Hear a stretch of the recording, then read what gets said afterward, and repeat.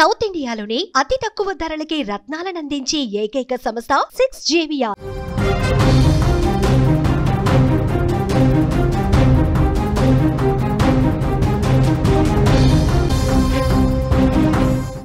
Kurnool bus ప్రమాదంలో కీలకంగా Shivshankar friend ఎవరైతే ఉన్నారో ఎర్రిస్వామి కీలకంగా మారాడని కూడా చెప్పుకోవచ్చు. ప్రస్తుతం పోలీసుల అదుపులోనే అతడు ఉన్నాడు.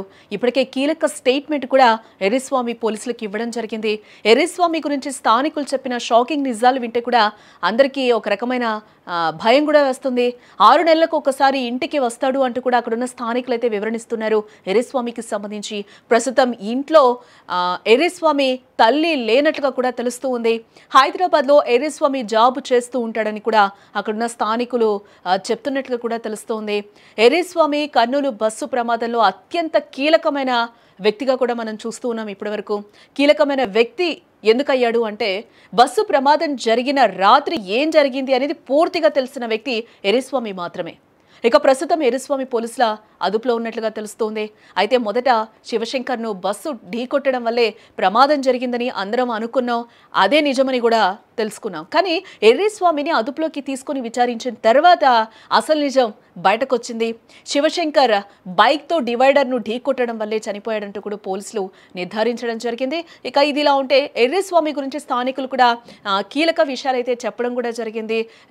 అంటే మొదటగా మనం చూస్తే శివశంకర్ తాగి ఎవరైతే ఎర్రిస్వామి శివశంకర్ ఉన్నారో బైక్ మీద వస్తూ కూడా వాళ్ళు అక్కడ మందు తీసుకున్నట్టుగా కూడా వైన్ షాప్లో తెలుస్తూ ఉంది. మద్యం సేవించారు ఆ టైంలో అనేది కూడా తెలుస్తుంది. ఒక్కసారి కాదు 2 సార్లు వాళ్ళు అక్కడ వైన్ కొన్నట్లు కూడా అదే వైన్ షాప్లో మందు కొన్నట్లుగా కూడా మనకు అక్కడ తెలుస్తుంది. ఆ సీసీ ఫుటేజ్ను కూడా అధికారులు బయటకు రిలీజ్ చేయడం జరిగింది. మీడియా కూడా అది మనం చూసాము. ఈ నేపథ్యంలోనే అక్కడ ముందుగానే కర్నూలు బస్సు ఏదైతే మనకి ప్రమాదం జరిగిందో అంతకంటే ముందే అతనికి యాక్సిడెంట్ జరిగింది అనేది కూడా తెలుసు. ఆ టైంలో అక్కడున్న శివశంకర్ వదిలేసి కూడా ఎర్రిస్వామి వెళ్ళిపోయిన పరిస్థితి అయితే మనం చూసాం నిన్న మొన్నటి వరకు కూడా. ఎందుకనంటే ఎవరైతే మృతుడు ఉన్నాడో తననైతే నేను సైడ్కి లాగాను కానీ బట్ బండిని లాగలేకపోయాను. ఈ నేపథ్యంలోనే బస్సు ప్రమాదం జరిగింది అనేది కూడా పోలీసులకు ఒక వాంగ్మూలం అయితే ఎర్రిస్వామి ఇవ్వడం జరిగింది. ఇదే నేపథ్యంలో ఎర్రిస్వామి హైదరాబాద్లో పనిచేస్తూ ఉంటాడని కూడా తెలుస్తూ ఉంది. ఎర్రిస్వామి తల్లి అయితే ప్రజెంట్ అక్కడ లేనట్లుగా కూడా తెలుస్తుంది. అక్కడున్న స్థానికులను విచారిస్తే కూడా కొన్ని విషయాలు అయితే చెప్తూ ఉన్నారు. ఎర్రిస్వామి హైదరాబాద్లో పనిచేస్తూ ఉంటాడు. అతను 6 నెలలకు ఒకసారి ఇంటికి వస్తూ ఉంటాడని కూడా అక్కడున్న వాళ్ళు చెప్పుకొస్తూ ఉన్నారు. అయితే ప్రమాదం జరిగిన రోజు ఎర్రిస్వామి ఊర్లో కనిపించలేదని చెప్పుకొచ్చారు.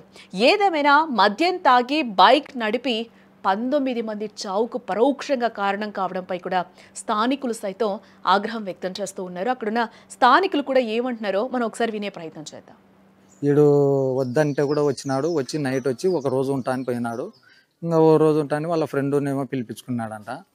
అంటే ఈరికి రావాలని కాదు, వాళ్ళ మకాటికి ఏదో వాళ్ళ సొంత ఊర్లో ఏదో మ్యారేజ్ ఏదో అని చెప్పినాడంట వాళ్ళ అమ్మకి. అయితే ఇంకా ఈటికైతే రాలేదు అని వచ్చి వాళ్ళ ఫ్రెండ్ శివశంకర్ అనే అతను ఫ్రెండ్ అనమాట.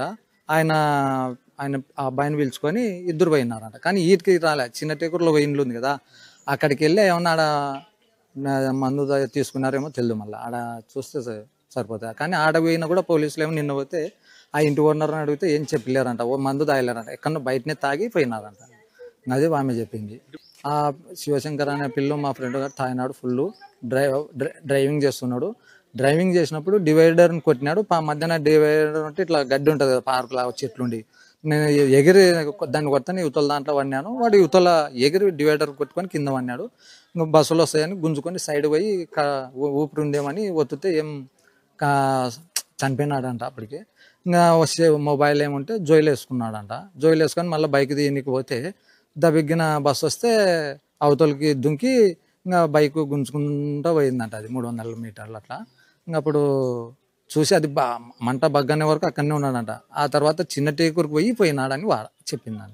మా ఊరిది తప్పు ఏం లేదు, వెనక కూర్చోయినాడు. ఏం బస్సు అయితే మేము మా ఊరు కాదు, అది డివైడర్ కొట్టినాము, బండి గుంజుకొని పోయిందని చెప్పింది, వెళ్ళిపోయింది. మద్యం తాగి డ్రైవింగ్ చేసడం, అందులో ఆ టైం పోవడమే. అంటే ఫస్ట్ తల్లిదండ్రులది కూడా దీనిలోకి బాధ్యత ఉంటుంది. తాగడం కానీ ఇవన్నీ ఫస్ట్ తల్లిదండ్రులు ఎందుకు పంపిస్తున్నారు, వాళ్ళదే బాధ్యత. తల్లిదండ్రులే మెయిన్.